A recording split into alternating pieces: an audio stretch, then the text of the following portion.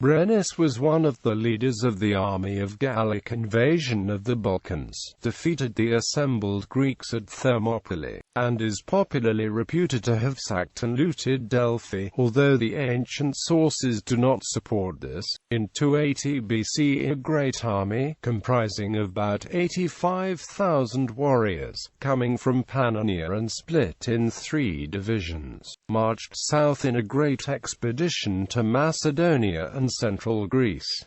The division led by Brennus and Acichorius moved against Paionians. Some writers suppose that Brennus and Acichorius are the same person, the former being only a title and the latter the real name. The other 2 divisions were led by Cerithrius and by Belgios, moving against the Thracians and Tribali, and against the Macedonians and Illyrians, respectively. Brennus is said to have belonged to an otherwise unknown tribe called the Prausi. These Gauls had settled in Pannonia because of population increases in Gaul, and sought further conquests.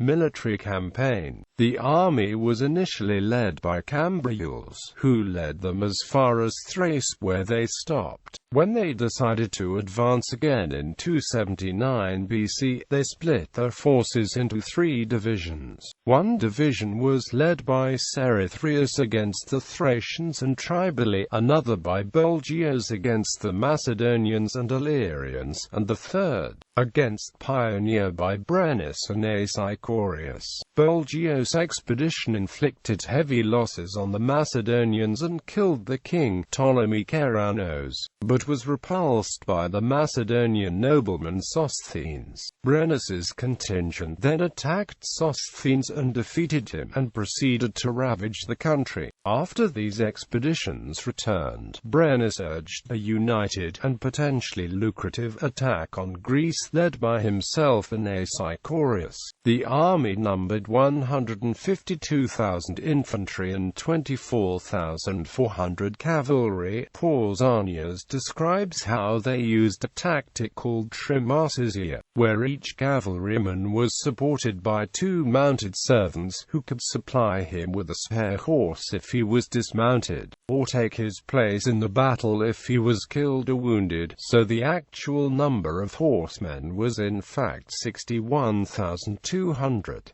Battle of Thermopylae. The Greeks mustered at Thermopylae under the Athenian general Callippus, learned that the Gauls had reached Thotos and Magnesia, sent their cavalry and light infantry to meet them at the river Spercheios and oppose the crossing. They broke down the bridges and camped on the bank, but that night Brennus sent 10,000 men to cross further down river, where the river formed a marshy lake. The Gauls were strong swimmers, some of them using the shields as floats, and the river was shallow enough for the tallest to wade across. The Greeks retreated to the main army, while Brennus forced the locals to rebuild the bridges to allow the rest of his forces to cross.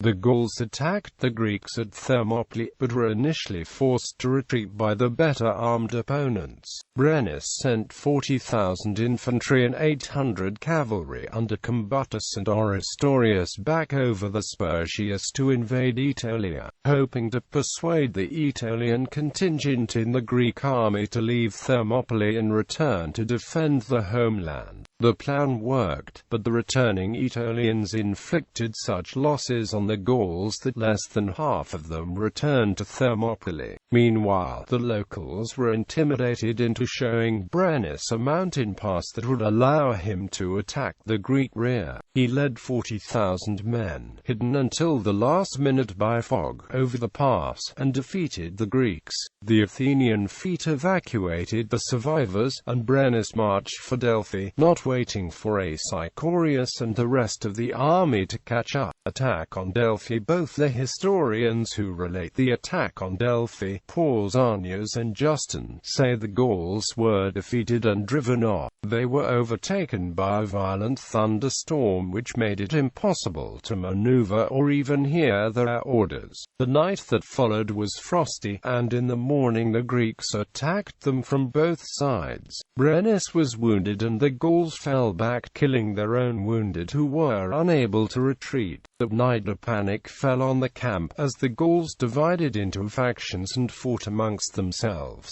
They were joined by Acichorius and the rest of the army, but the Greeks forced them into a full-scale retreat. Brennus took his own life by drinking unwatered wine according to Pausanias, or by stabbing himself according to Justinus. Pressed by the Aetolians, they fell back to the Sperchius, where they were cut to pieces by the waiting Thessalians and Malians. Aftermath. The Gauls who escaped this defeat settled on the Hellespont in the country around Byzantium, where they founded the kingdom of Tylis, and around Ancyra, where they founded the kingdom of Galatia. The Amphictyonic League instituted new games, the Delphic Soteria, to commemorate the victory. Strabo reports a story told in his time of treasure, 15,000 talents of gold and silver, supposed to have been taken from Delphi and brought back to Tolosa by the Tectosages, who were said to have been part of the invading army. Strabo does not believe this story, arguing that the defeated Gauls were in no position to carry off such spoils,